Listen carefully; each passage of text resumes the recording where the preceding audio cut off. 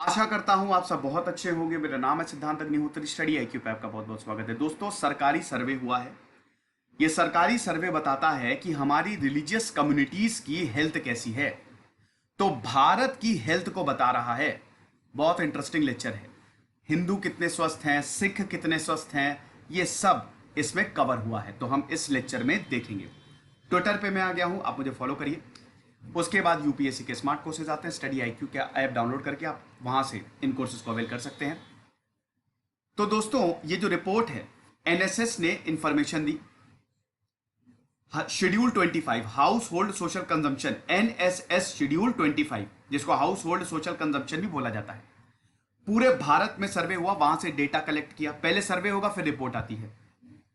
सर्वे में 1,13,000 house hold को select किया गया। 1,13,000 घरों को सिलेक्ट किया गया। हर घर में 4-5 लोग थे। तो 5.5 लाख, इन 1,13,000 घरों में 5.5 लाख लोग रहते थे। वहां से इंफॉर्मेशन निकाली और उसके बाद सर्वे हुआ, फिर रिपोर्ट तैयार की गई। रिपोर्ट जो है ministry of statistics and programme implementation ने रिलीज की। इस रिपोर्ट का टाइटल क्या था? Health in India. ऑब्जेक्टिव क्या है? सिंपल सी चीज है भैया, पूरी हेल्थ इंफॉर्मेशन कलेक्ट करो। बड़ा सर्वे था ये। क्वांटिटेटिव इंफॉर्मेशन निकालो कि भारत कितना हेल्दी है। सारे एस्पेक्ट को कवर किया। गवर्नमेंट और प्राइवेट सेक्टर का क्या रोल है, जो ये फैसिलिटीज प्रोवाइड करते हैं वो कैसी प्रोवाइड करते हैं। लेकिन सबसे इंपॉर्टेंट इसमें रहा कि सेपरेट रिलीजियस कम्युनिटीज की हेल्थ कैसी है। सबसे इंपॉर्टेंट, कितना, कौन सी कम्युनिटीज को ज्यादा बीमारियां होती हैं, कौन सी कम्युनिटीज को एलिमेंट्स ज्यादा होते हैं, इलनेस ज्यादा रहती है। ये इंपॉर्टेंट था, ये इंपॉर्टेंट एस्पेक्ट था और हम इसी की ही बात करेंगे लेक्चर में। तो दोस्तों, इससे पहले हम आगे बढ़े, आप मुझे इंस्टा पे फॉलो करिए, क्योंकि मैं ट्रैवल करने वाला हूं। अगर आप मुझसे मिलना चाहते हैं तो मैं यहां पे अपडेट्स डालूंगा, मुझसे आप मिल सकते हैं। रिपोर्ट के हिसाब से वो कौन सा रिलीजियस ग्रुप है which is most prone to illness, जिसको सबसे ज्यादा बीमारियां होती हैं, वो है हमारे जोरास्ट्रियन, पारसी भाई। जोरास्ट्रियनिज्म आप समझते हैं। जोरास्ट्रियन के बारे में हम थोड़ा सा बात कर लेते हैं। जोरास्ट्रियन जो है एंशियंट पर्शियन रिलीजन है और दुनिया का one of the oldest religion है। क्या आपको पता है ये बात? इस्लाम क्रिश्चियनिटी से भी पुराना है जोरास्ट्रियन, जिनको जोरास्ट्रियनिज्म बोलते हैं। हमारे जो पारसी भाई है ना, वो जोरास्ट्रियन के ही तो फॉलोअर हैं। पारसी इस पर्शिया, पर्शिया से है ना, इसीलिए इनको पारसी बोलते हैं।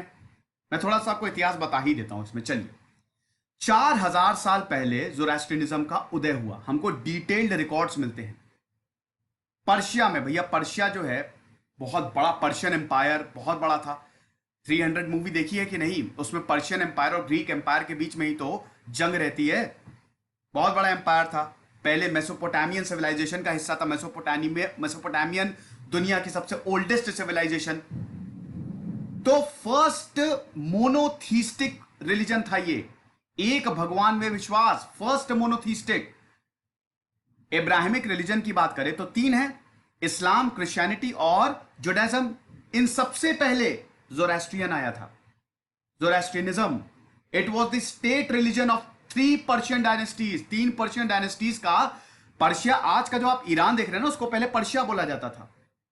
3 पर्शियन डायनेस्टीज का स्टेट रिलीजन रहा है। लेकिन फिर इस्लाम का उदय हुआ। इस्लाम के फॉलोअर्स मुस्लिम, उन्होंने पर्शिया को जीत लिया। और जब उन्होंने पर्शिया को जीता तो बहुत सारे जोरास्ट्रियंस जो हैं वो मुस्लिम्स में कन्वर्ट हो गए, इस्लाम में कन्वर्ट हो गए। और बहुत सारे रिफ्यूजीज जो हैं वो भारत आ गए। 750 AD में, आज से 1300 साल पहले, जितने भी ये जोरास्ट्रियन, ज्यादातर, मतलब सब नहीं, लेकिन बहुत सारे जो पारसीज थे, जो जोरास्ट्रियंस थे, वो भारत आए। गुजरात के कोस्ट पे आए थे ये, गुजरात में ये लैंड किए थे। और हम ये देखते हैं कि पहले तो ये ट्राइब में रहते थे। जो, अच्छा, एक चीज और है कि जोरास्ट्रियनिज्म और हिंदुइज्म में बहुत सिमिलैरिटी मिलती है। हालांकि हिंदुइज्म तो पॉलीथीज्म है, बहुत सारे भगवानों की, बेसिकली हिंदुइज्म में नेचर की पूजा होती है, तो हर नेचर के हर एक एस्पेक्ट को भगवान की तरह ट्रीट किया जाता है। लेकिन जोरास्ट्रियनिज्म और हिंदुइज्म में बहुत सिमिलैरिटीज भी मिलती हैं। फायर टेम्पल, जोरास्ट्रियनिज्म के जो टेम्पल होते हैं वो फायर, फायर एंड वाटर ये बहुत प्योर मानते हैं, सबसे प्योर है फायर एंड वाटर, बहुत इंपॉर्टेंट है। तो बहुत पहले से रिलीजन चलता चला आ रहा है। साइरस द ग्रेट जिन्होंने पर्शियन एम्पायर को फाउंड किया था, अखामेनिद एम्पायर जिसको बोला जाता था, ही वॉज दी डिवोट ज़ोरास्ट्रियन। और बहुत टॉलरेंट होते हैं ये सब, ठीक है। तो ज़ोरास्ट्रियन, आज जो पारसीज आप देख रहे हैं वही they are Zoroastrians, they are the followers of Zoroastrians, ये ज़ोरास्ट्रियन कम्युनिटी में ही बिलोंग करते हैं। तो नेशनल सैंपल सर्वे में जो रिजल्ट आया उसमें यह बताया कि ज़ोरास्ट्रियंस कम्युनिटी जो है they are the most susceptible. एक और चीज बता दूं, पारसी जो है ना भारत की शान है। गोदरेज, टाटा, पारसी जो है इन्होंने भारत के लिए इतना कुछ किया है कि मैं क्या बताऊं। भारत को अपने कंधे पे उठा के रखा है। बहुत बहुत बहुत मेहनती होते हैं ये लोग, हैट्स ऑफ टू देम। हालांकि माइनॉरिटी में है, बहुत कम है, लेकिन गजब के मेहनत, बहुत ही मेहनती होते हैं। तो they are most susceptible to ailments, ये रिपोर्ट ने बोला है। नेशनल सैंपल सर्वे एनएसएस का जो 75th राउंड जो सर्वे का था जब रिलीज किया जुलाई में, तो ये पता लगाया कि 31.1% ज़ोरास्ट्रियंस जो है they were suffering from an ailment, उनको कोई ना कोई इलनेस थी जब सर्वे को कंडक्ट किया गया था। बाकी communities Jains 11.2%, Sikh 11%, Christians 10.5%, Muslims 8.1%, Buddhist 8% और हिंदू 7.2%। तो सारी कम्युनिटीज को यहां पे कंसिडरेशन में लिया और उसमें यह देखा कि आप देखिए इसमें तो 10 से 11% के ही सब बीच में है, लेकिन ज़ोरास्ट्रियन कम्युनिटी दिस इज 31.1%। तो इनको किसी ना किसी तरीके की इलनेस होती है। अब आप ये देख लीजिए 1000 लोगों में कितने लोगों को 15 दिन में लास्ट 15 डेज में इलनेस हुई, ये इसमें दिखाया हुआ है। हिंदू में आप देखिए मेल्स का और फीमेल्स का 65, 79 ऑन एन एवरेज 72। मुस्लिम्स का आप देखिए 70, 93, फीमेल्स, मेल 70 और फीमेल 93, अरे यार सॉरी। उसके बाद क्रिश्चियंस का देखिए 89, 122, फीमेल ज्यादा है। सिख का 94, 127, या ज़ोरास्ट्रियन का देखिए 257, 359, मेल्स 257 1000 पे और फीमेल्स 359। तो आप देख सकते हैं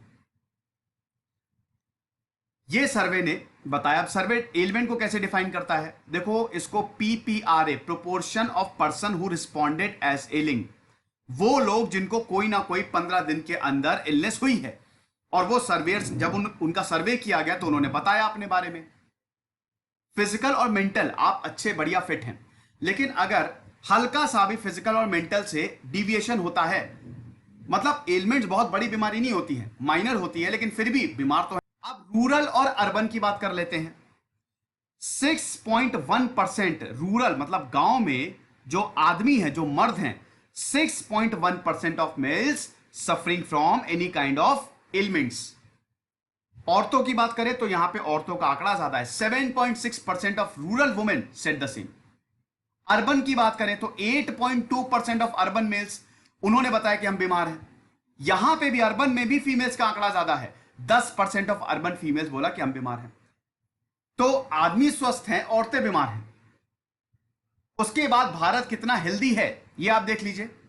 7.5% इंडियंस ने यह रिपोर्ट किया है, पूरे भारत की बात हो रही है, they are suffering from any kind of ailment, किसी ना किसी तरीके की उनको बीमारी है। रूरल इंडिया के अगर पूरे भारत को ले लें, रूरल इंडिया में बोला है 6.8%, अर्बन में 9.1। जाहिर सी बात है अर्बन गांव में लोग थोड़ा कम नेचर के पास रहेंगे तो थोड़ा कम बीमार रहेंगे, शहरों में ज्यादा बीमार हैं। तो आप देख लीजिए पूरे भारत की बात करें तो 7.5% भारतीय जो है उनको किसी ना किसी तरीके की बीमारी है, भले छोटी हो या बड़ी हो, लेकिन है, वो बीमार हुए हैं पिछले 15 दिन में। रूरल इंडिया की बात करें गांव में कम है आंकड़ा 6.8%, अर्बन इंडिया में 9.1%।